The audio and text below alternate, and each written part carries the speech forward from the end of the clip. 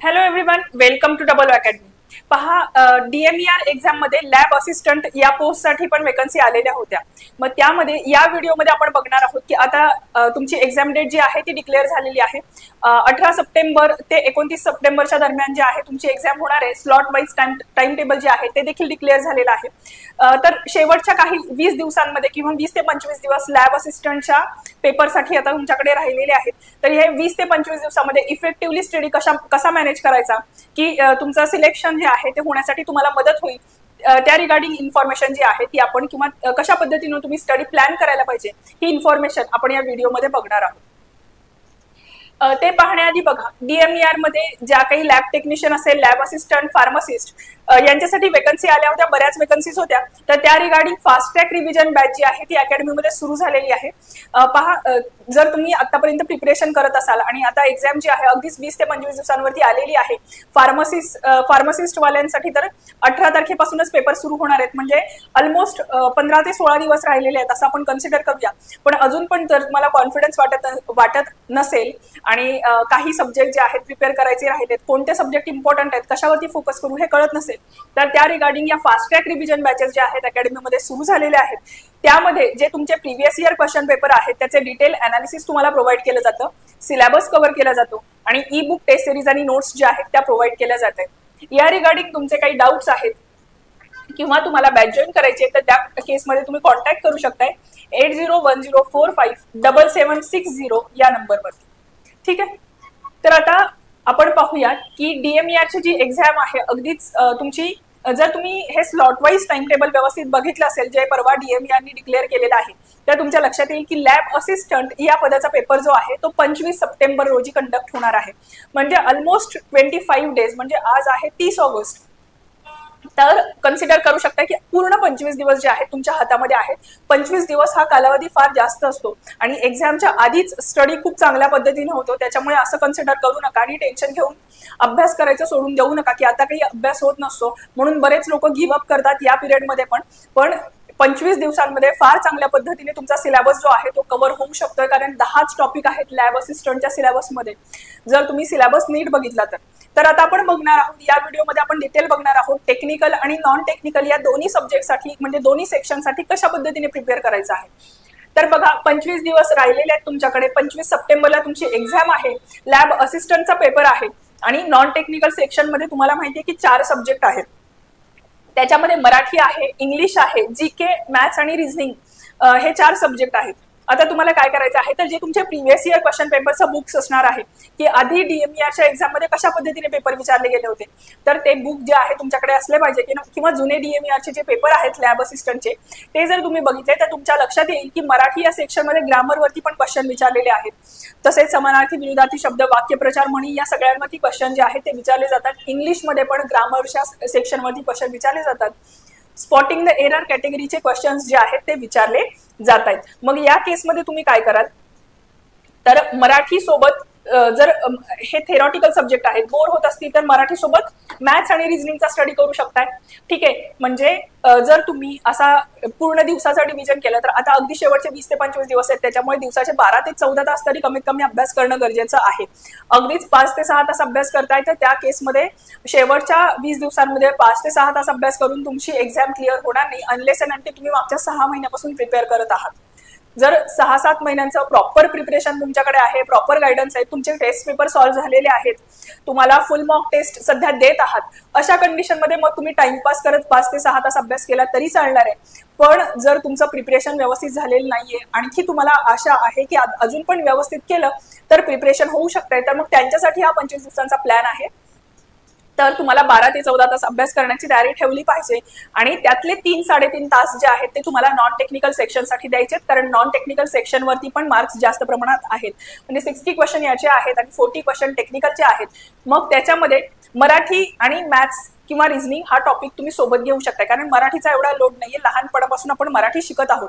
त्याच्यामुळे मराठीचा जर रोज एक टॉपिक जरी तुम्ही प्रिपेअर करायचा ठरवला तर 4 ते 5 दिवसांमध्ये 3.5 तास एवढा स्टडी करताना मराठीचे तुमचे इम्पॉर्टंट टॉपिक आरामात कव्हर होतील 5 दिवसांमध्ये. त्याच्यासोबत मॅथ्स आणि रिझनिंगचे जे महत्त्वाचे टॉपिक आहेत, सगळे टॉपिक कव्हर करण्याच्या भानगडीत पडू नका.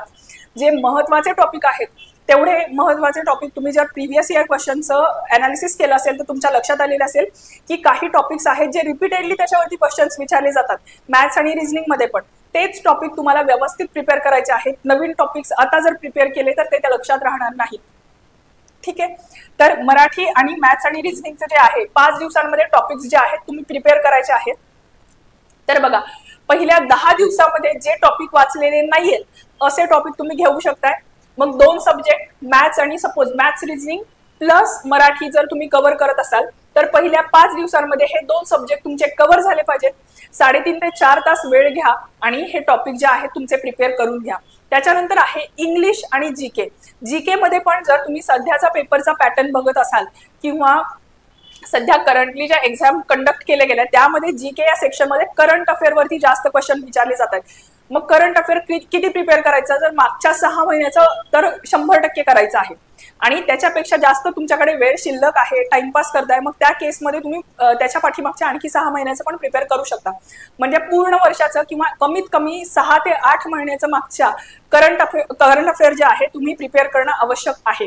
ठीक आहे. तर मग एवढं करंट अफेअर प्रिपेअर करण्यासाठी तुम्हाला मार्केटमध्ये जे बुक्स आहेत जीकेचे ते अवेलेबल असतात. 8 मंथली मॅगझिन जे आहेत ते जर तुमच्याकडे असतील करंट अफेअरसाठी तर मोस्टली ते 200 ते 250 पेजेसचे असतात. रोजचे 20 पेजेस जरी प्रिपेअर केले किंवा रोजचे 20 पेजेस वाचायचं ठरवलं तरी 10 दिवसांमध्ये 250 पेजेस तुमचे वाचून होतात.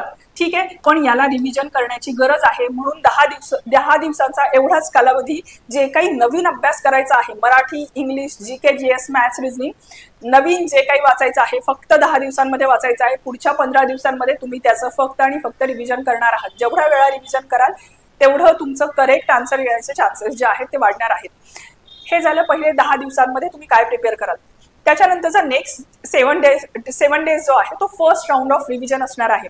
म्हणजे हे जे 4 टॉपिक तुम्ही प्रिपेअर केले त्या 4 टॉपिकचे मराठीची वेगळी सेक्शनल टेस्ट देऊन बघा, इंग्लिशची वेगळी द्या, जीके, जीएस आणि मॅथ्स रिझनिंगच्या सेक्शनल टेस्ट ज्या आहेत त्या तुम्ही या 7 दिवसांमध्ये जे रिव्हिजन करणार आहात त्याच्यासोबत कमीत कमी तुमच्या 7 दिवसांमध्ये 5 टेस्ट तरी देऊन झाल्या पाहिजेत. प्रत्येक सेक्शनची एक टेस्ट म्हणजे मराठीची एक, इंग्लिशची एक, जीके, जीएस, रिझनिंग, मॅथ्सची एक असे धरून 5 ते 6 टेस्ट तुमच्या सेक्शनल टेस्ट देऊन झाल्या पाहिजेत. तेवढं मिनिमम आहे. ठीक आहे. मॅक्झिमम किती द्या, दिवसातून 2 द्या, काही फरक नाही पडत कारण नंबर ऑफ क्वेश्चन्स कमी आहेत. ठीक आहे. पुढे बघा, लास्ट 7 डेज त्याच्यानंतर शेवटचे जे 7 दिवस आहेत त्याच्यामध्ये काय कराल तर शेवटच्या 7 दिवसांमध्ये आता तुम्ही स्टडी पण केलेला आहे, रिव्हिजन पण एकदा झालेलं आहे, सेक्शनल टेस्ट पण झालेले आहेत.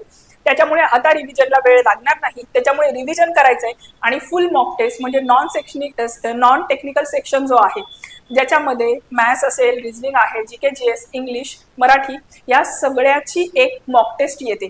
तर या नॉन सेक्शनल टेस्टच्या फुल मॉक टेस्ट ज्या आहेत त्या तुम्ही देऊन बघायच्या आहेत. कमीत कमी 5 मॉक टेस्ट तरी झाल्या पाहिजेत. 5 नाही झाल्या, 3 झाल्या तरीही चालणार आहेत, पण त्या मॉक टेस्ट देणं गरजेचं आहे म्हणजे एक्झॅक्टली तुमचा कोणता सब्जेक्ट वीक आहे हे तुम्हाला समजेल.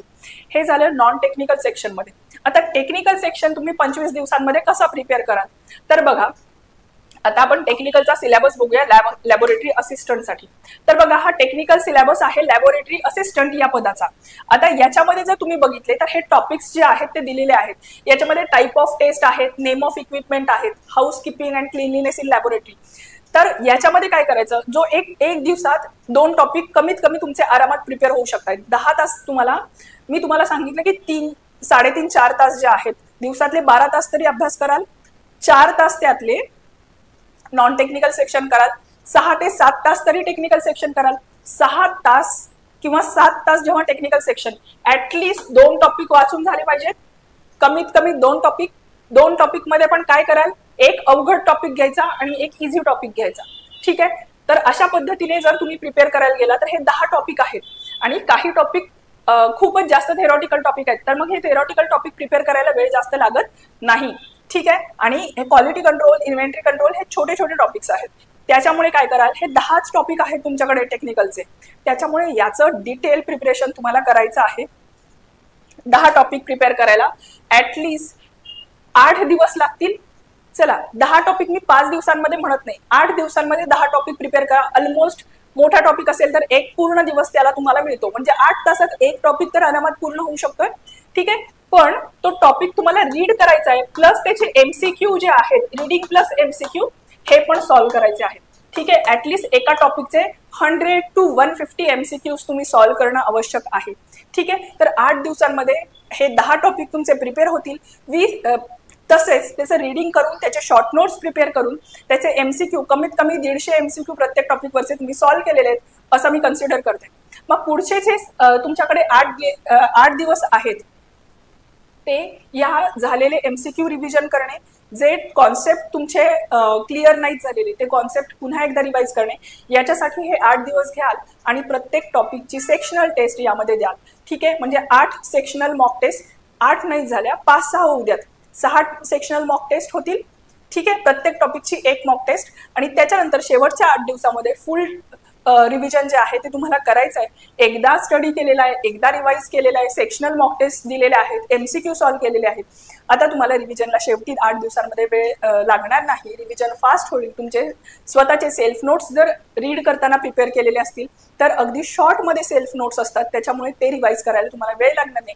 त्याच्यामुळे ॲटलिस्ट 8 दिवसांमध्ये 4 फुल मॉक टेस्ट, ज्याच्यामध्ये टेक्निकल आणि नॉन टेक्निकल पूर्ण सिलेबस आहे. जशी तुम्ही एक्झाम देता तसे घरी बसून 2 तासामध्ये प्रॉपर टाइम लावून जर तुम्ही 4 मॉक टेस्ट प्रिपेअर केल्या किंवा 4 मॉक टेस्ट दिल्या, त्याच्यामधल्या ज्या काही तुमच्या चुका आहेत त्या जर तुम्ही सुधारल्या तर डेफिनेटली तुमचं सिलेक्शन जे आहे ते होऊ शकतंय. तर बघा, या व्हिडिओमध्ये आपण बघितलेलं आहे की DMERच्या एक्झाममध्ये लॅब असिस्टंट या पदासाठी टेक्निकल आणि नॉन टेक्निकल या सेक्शनचा, कारण लकीली लॅब असिस्टंट आणि लॅब टेक्निशियनची जी एक्झाम आहे थोडीशी लेट आहे, म्हणजे 18 तारखेला जी एक्झामची तुमची सुरुवात होते, पण फार्मसिस्टचे पेपर आहेत. ठीक आहे, तुम्हाला थोडासा जास्त कालावधी मिळाला त्यांच्यापेक्षा. मग हा टाइम जो आहे जर तुम्ही इफेक्टिव्हली यूज केला तर डेफिनेटली तुमचं नाव पण तुम्हाला लिस्टमध्ये दिसू शकणार आहे. ठीक आहे, तर लक्षात घ्या, या व्हिडिओमध्ये आपण बघितलेलं आहे की राहिलेल्या 25 दिवसांचा इफेक्टिव्हली मॅनेजमेंट तुम्ही एक्झामसाठी कशा पद्धतीने करू शकताय याबद्दल इन्फॉर्मेशन तुम्हाला सांगितलेली आहे. आणि बघा, अकॅडमीमध्ये लॅब टेक्निशियन ही फास्ट ट्रॅक DMERचीच फास्ट ट्रॅक रिव्हिजन बॅच जी आहे, नवीन बॅच सुरू झालेली आहे. त्याच्यामध्ये लॅब टेक्निशियन, लॅब असिस्टंट आणि फार्मासिस्ट या पदांसाठी ही न्यू बॅच सुरू झालेली आहे. त्यामध्ये तुमचे जे इम्पॉर्टंट टॉपिक आहेत त्याचं रिव्हिजन तुमच्याकडून करून घेतलं जात आहे. तुम्हाला टेस्ट सिरीज प्रोव्हाइड केल्या जात आहेत, ई बुक्स आणि नोट्स जे आहेत ते देखील प्रोव्हाइड केले जात आहेत.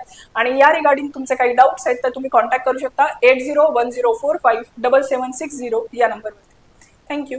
आणि अशाच पद्धतीचे व्हिडिओज जे आहेत ते या चॅनल मार्फत तुम्हाला प्रोव्हाइड केले जात आहेत. त्यासाठी चॅनलला सबस्क्राईब करून ठेवायचं आहे आणि व्हिडिओला लाईक करा. थँक्यू.